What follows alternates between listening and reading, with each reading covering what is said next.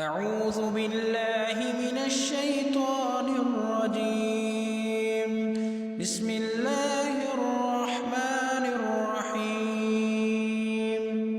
يسبح لله ما في السماوات وما في الأرض الملك القدوس العزيز الحكيم.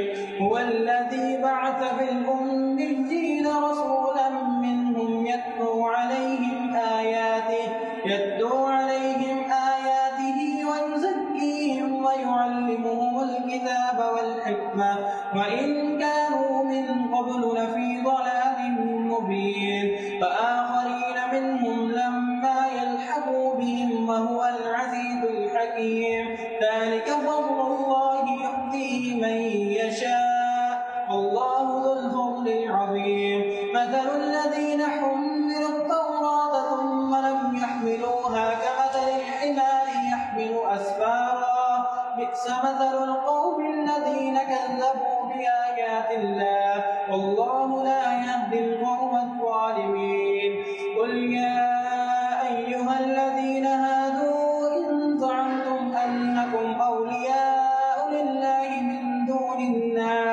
من دون الناس فتمنوا الموت إن كنتم صادقين ولا يتمنونه أبدا بما قدمت أيديهم والله عليم بالظالمين.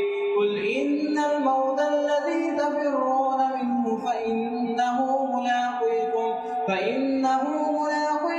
ثم تردون إلى عالم الغيب والشهادة فينبئكم بما كنتم تعملون.